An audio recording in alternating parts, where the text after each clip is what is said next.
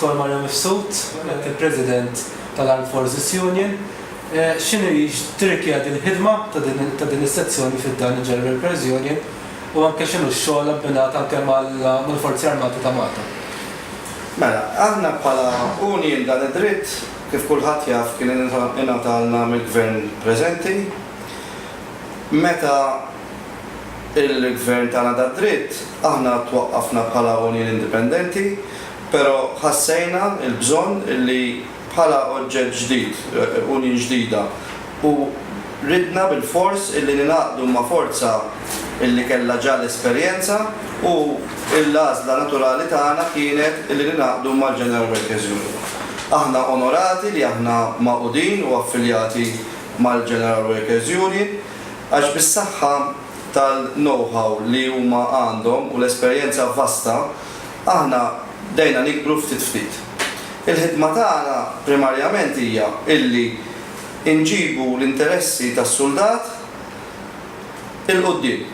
Jiġifieri bdejna bil-iktar affarijiet bażiċi, aħna għandna kuntatt tajjeb ħafna mal-amministrazzjoni li tmexxi l-Armata, mhux dejjem naqblu jkun hemm dawk il-battibekki, però finalment dejjem ħdimna biex is-soldat javvanza.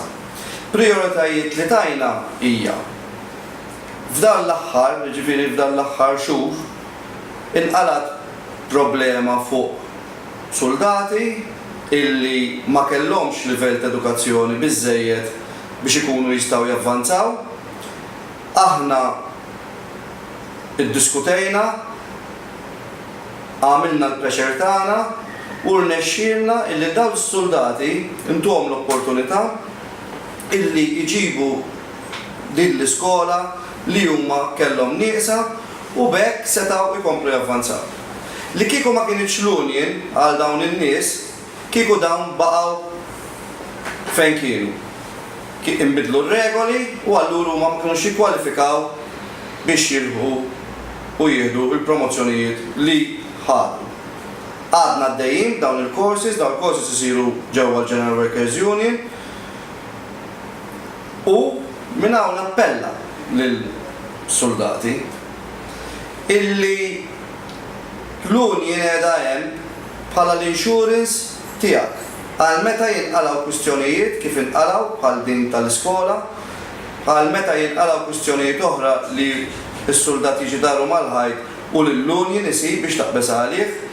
U għalhekk jien nappella illi ċertu apatija li teżisti mhux qed ngħid kulħadd, aħna llum il-ġurnata għandna il-fuq minn 600 membru. Jien dawk insejħilhom is-soldati tal-azzar għax ma qagħdux jistennew x'sa nagħmlu u mbagħad jaraw jekk jidħlux. Le dawn daħlu u ħafna minnhom ġa qed jieħdu l-frott tagħhom ta' din l-affiljazzjoni mal-Union.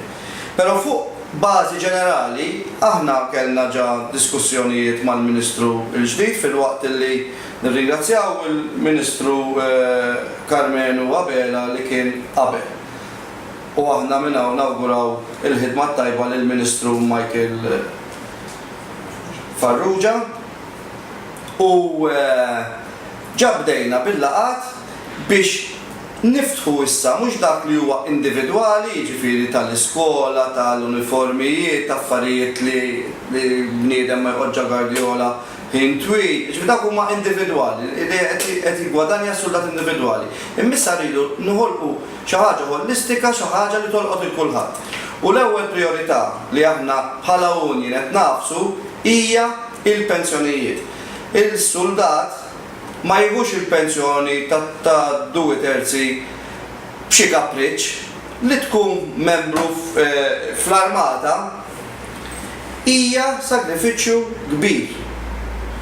Tagħti ħajtek, tbagħat il-familja miegħek, għalhekk niġu kompensati bil-pensjoni ta' 2/3. U aħna din ngħidu ma jistax ikun li din pensjoni ta' 2/3 tibqa' jekk jiena ħriġt 10 snin ilu tibqa' li dejjem l-istess. Il-pajjiż qed javvanza u aħna dan nilqgħu bidejna miftuħin qed javvanza b'rata maġla, allura dawn l-affarijiet issa iridu javvanzaw ukoll. Ma tistax inti tibqa' pensjoni illi tibqa' staġnata meta l-affarijiet qed jolew, mhux għax qed jolew kapriċċ, għax l-ekonomija sejra tajjeb ħafna. U allura aħna rridu nibdew id-diskussjonijiet ġabdew biex dik il-pensjoni tiżdied u tiġi tkun riflessa ma' żminijiet tal-lum. Dik hija priorità assoluta qegħdin naħdmu fuqha u minn hawn nixtieq inħabbar illi il-Ministru laqa il-proposta tagħna u għedna u jien m'għandix dubju mill-weda solenni li għamilna illi ħajara kif tista' tiġi implementata. Mhijiex miżura faċli, hija miżura li tinvolvi ħafna flus, però fil-verità hija miżura illi ħattrendi il-nies li jaħdmu s-servizz ħajja iktar komda u żgur li m'għandniex l-ebda dubju illi kull meta l-armata ġiet majta mill-iċken ħaġa sal-iktar oġġetti importanti l-armata minn fuq sal-inqas wieħed kollha tajna kontribut tajjeb u ħriġna il-Malta bl-unuri. U għalhekk aħna b'wiċċna minn quddiem qegħdin nitolbu li l-pensjoni ma tibqax fissa. Għandna sitwazzjonijiet fejn pensjoni il-bniedem jispiċċa bija 5 snin ilu jispiċċa wieħed brejkiet ħafna inqas u jkollu l-istess pensjoni. Ma jistax ikun, għandu jkun hemm il-pensjoni tiżdied skont il-rank tiegħek, skont l-iskala tiegħek u tibqa' hekk sakemm il-bambin itiklu. Ovvjament anke bħala jien jiġri qed naraw x-xogħol li qed tagħmlu, x'jista' jagħmel dak is-soldat li forsi llum kif qed ngħidu hemm madwar 600 membru, x'jista' jagħmel anke biex forsi jikkonvinċi ruħu anke iktar jissieħeb mal-Union. Jiena kelli l-opportunità li nintaqa' ma' ħafna soldati, però sfortunatament, u din hija sfortuna kbira, illi hawn Malta il-mentalità hija l-ewwel jinqalalek xi ħaġa u mbagħad tara kif tirranġa. Li kieku għandna xi teorija li l-kawza l-insurance ma nħallsuhiex, l-ewwel nies li ma jħallsuhiex l-insurance, però meta tiġi bżonna meta l-ħares qatt taħbad, l-ewwel li tċempel il tal-insurance. L-ewwel li tiċċekkja jekk l-insurance ix imħallsa. U jiena għalhekk nappella lis-soldati neħħu din l-apatija. Tħallux erba' ċwieċ ta' dan li jxewxukom u jgħidulkom titħlux fl-Union għax dik hija Union li tappoġġa l-Gvern Laburista. L-Union ma tappoġġa l-ebda gvern, tappoġġa biss dak li huwa sewwa. Sekk il-gvern li qed jagħmel sewwa, ma tistax tgħidlu li mhux qed jagħmel sewwa. Kulħadd għandu għajnejn f'wiċċu. Allura jiena nħeġġeġ il-soldat li qed jismani. Idħol fl-Union għax dik hija l-insurance tiegħek.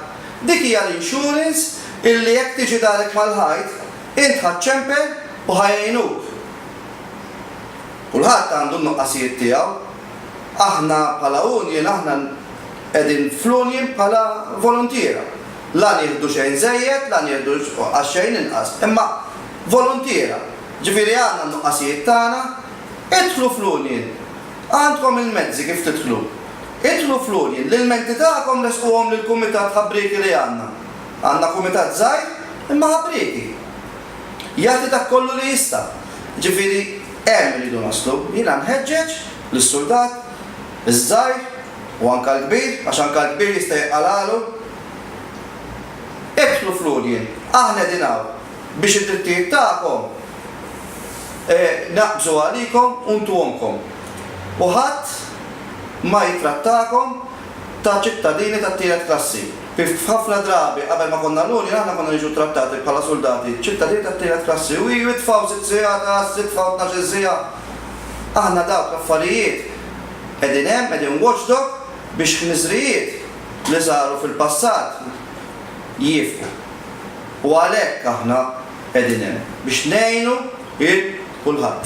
Ħaġa oħra li l-Union qiegħda taħdem fuqha u li ħadmet qabel u mbagħad dal-gvern preżenti daħħalha wkoll fil-manifest tiegħu u qegħdin nagħmlu ħidma biex tiġi implementata hija li soldat wara li jkun għamel 25 sena servizz jista' jkun illi ma jkunx irid jibqa' bis-servizz totali jiġifieri bil-full time tiegħu. Però jkun għatfadallu x'jagħti kontribut lill-armata.